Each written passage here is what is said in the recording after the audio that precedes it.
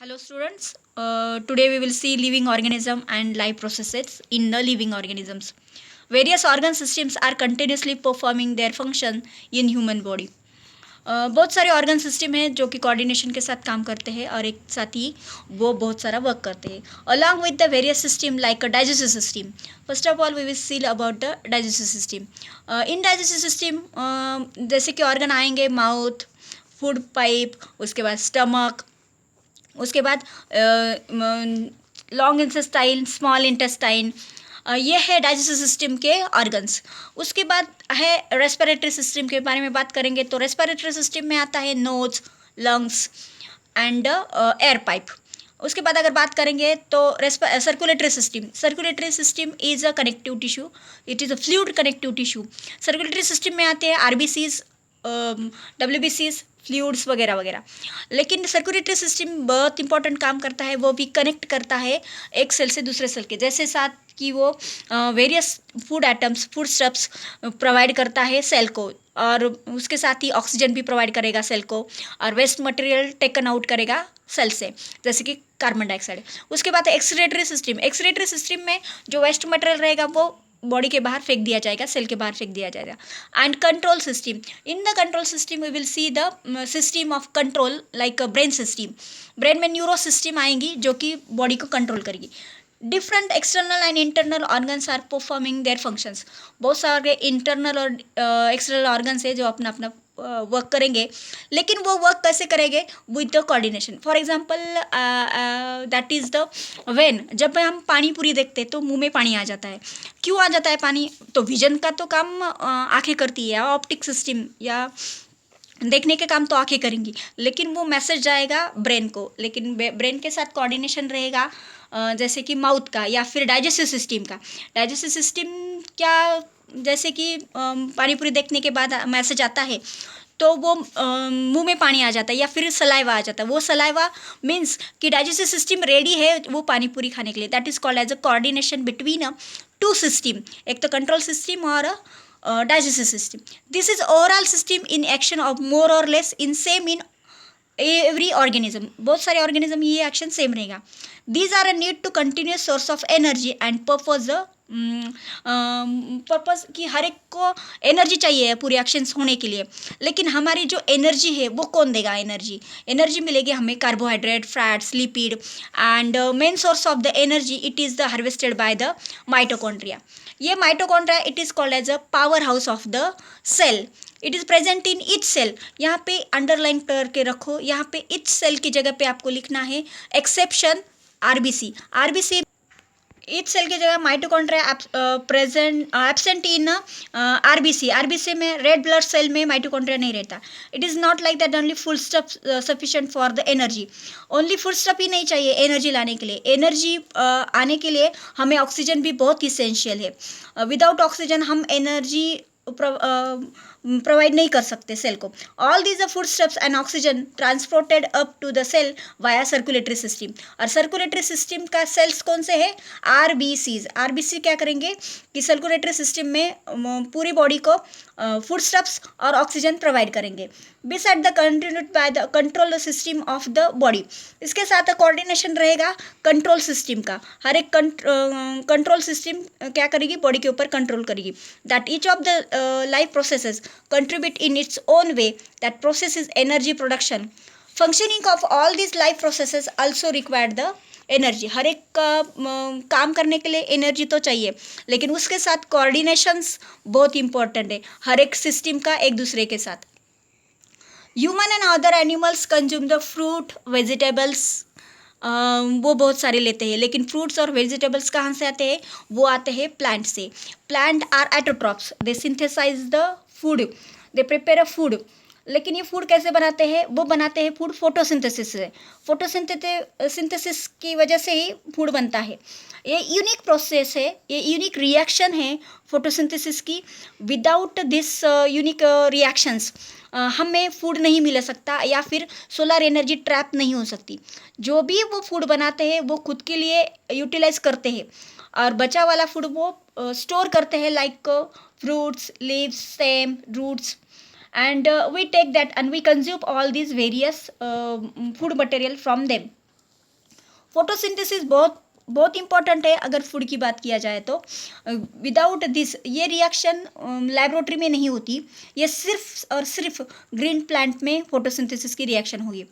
और वो फोटोसिंथेसिस से रिएक्शन होने के बाद जो न्यूट्रिएंट आते हैं वो nutrient like carbohydrate, fat, proteins, vitamins, minerals ETC जो कि आते हैं वो हम कंज्यूम करते हैं और एज ए न्यूट्रिएंट हम यूटिलाइज करते हैं। We obtain the carbohydrate from the milk, fruit, jaggeries, sugarcane, vegetables, potatoes, sweet meat, and cereals like wheat, jawar, ragi, rice, etc. gives हमें carbohydrate. Many time we will see how the food is how is a food converted into the energy. That is a proper way. That is a respiration. Respiration is much important for the occurrence of the food. In this the food manufacturation या फिर energy obtaining the living organism respire occur at 2 levels. एक है cellular level और दूसरा है cellular oxygen and carbon dioxide are exchange, जहाँ पे taken out of the oxygen from the air and given out the carbon dioxide into the surrounding. Respiration occur at a body level. In case of respiration at a cellular level, foodstuff are oxidized in the presence of oxygen. और दूसरा है foodstuffs without oxygen, that is called as a fermentation. जो यहाँ पे भी fermentation होगा या फिर food energy बनेगा, that is a fermentation से, fermentation without help of the oxygen. ये क्वेश्चन है how many atom of carbon, hydrogen, oxygen are present in molecule of the glucose. तो यहाँ पे उसका आंसर है C6H12O6, C6H12O6। ये है ग्लूकोज का फार्मूला, ये ग्लूकोज रहेगा respectively. Which type of chemical bonds are present between all the atoms, वहाँ पे यहाँ पे आंसर आएगा कार्बन। कार्बन की वैलेंसी क्या है 4, कार्बन की वैलेंसी क्या है 4, तो 4 बॉन्ड आएंगे उसमें। That is the chemistry of the which is chemistry what happen actually when a molecule is oxidise. हाँ, जब ऑक्सीडाइज होता है मॉलिक्यूल तो हाइड्रोजन चला जाता है, वहाँ पे ऑक्सीजन आ जाता है। That reaction is called as a oxidation या फिर ऑक्सीडाइज रिएक्शंस। और कार्बन डाइऑक्साइड के लिए जगह छूट जाती है ऑक्सीजन के लिए। Carbohydrate of the foods and we consume every day mainly utilise of production of the energy. हाँ, कार्बोहाइड्रेट हम क्यों यूज़ करते हैं कि एनर्जी प्रोडक्शन के लिए, डेली यूज़ के लिए। The energy is obtain in form of ATP, adenine triphosphate. It is a energy currency. It is a form in a mitochondria. It is very much important for the energy. It is a phosphate high bond. Phosphate bond is a high energy bond. For this purpose, glucose, a type of carbohydrate, is oxidized step by step in the cells. This is called as a cellular respiration. ये cell में होता है, step by step food stuff को cut किया जाता है या फिर स्टफ किया जाता है और उसका जो कटिंग होगा वो ATP जनरेशन के लिए होगा। That is called as a cellular respiration. ये बहुत सारी रिएक्शंस रहती है लेकिन वो स्टेप बाय स्टेप होती रहती है। Cellular respiration occur among the living organism by the 2 method. One of method are the aerobic respiration. जहाँ पे एरोबिक कहा गया है वहाँ पे आएगा oxygen. In this reaction oxygen is involve. दूसरा है अनएरोबिक रिएक्शन। अनएरोबिक रिएक्शन यहाँ पे ऑक्सीजन प्रेजेंट नहीं रहेगा, यहाँ पे प्रोसेस होगी फर्मेंटेशन की। In aerobic respiration glucose is oxidise in 3 steps. ये रहेगा हमारा सेल, जैसे कि ये रहेगा हमारा सेल। सेल के अंदर ये है साइटोप्लाज्म, ये साइटोप्लाज्म रहेगा। यहाँ पे RBCs, red blood cells, RBC यहाँ पे फूड स्टफ्स लाएंगी और सेल के अंदर छोड़ देंगी। वहाँ पे वो सेल्स का ग्लाइकोलिसिस होगा, यहाँ पे कटिंग आउट होगा उसका और वहाँ पे निकलेगा पायरुविक एसिड। पायरुविक एसिड के 2 मॉलिक्यूल्स, यहाँ पे ATP जनरेट होगा। इसके बाद ये पायरुविक एसिड जाएगा माइटोकॉन्ड्रिया। ये माइटोकॉन्ड्रिया इसको बोलेंगे एक सेल ऑर्गन है जो कि power house of the cell है, यहाँ से भी एनर्जी बनेगी। यहाँ से एनर्जी बनेगी. The process of glycolysis occur in a cytoplasm. A molecule of glucose is oxidized step by step in the presence and two molecules of each, that is a pyruvic acid. Adenine triphosphate, which as a nicotinamide adenine dinucleotides and water are formed.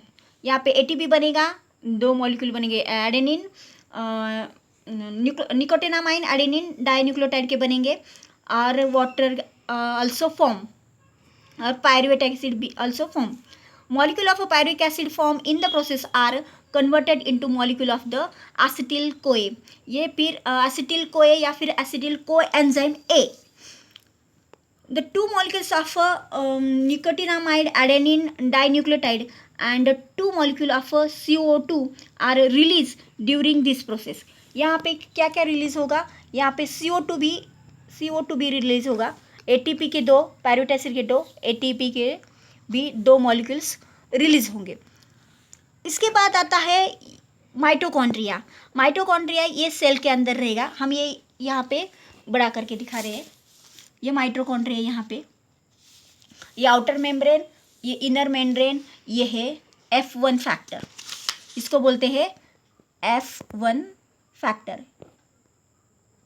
ये F1 factor है जो कि mitochondria के अंदर आएगा. यहाँ पे बहुत सारे रिएक्शन चलते रहेंगे और बहुत सारे एंजाइम्स रहेंगे. यहाँ पे रिएक्शन चलती रहती है. व्हेन द एसिटिल कोए, ये जो एसिटिल कोए के दो मॉलिक्यूल बने हैं, यहाँ पे एसिटिल को एंजाइम के दो मॉलिक्यूल बने हैं, वो आएंगे यहाँ पे माइटोकॉन्ड्रिया में. यहाँ पे एक साइकिल बनेगी.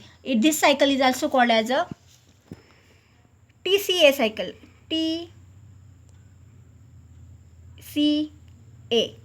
TCA cycle. और इसको क्या बोलेंगे, Krebs cycle, because the scientist Krebs is invented this cycle, और इन्होंने उनका इन्वेंशन किया है. सो इसको TCA साइकिल भी बोलेंगे.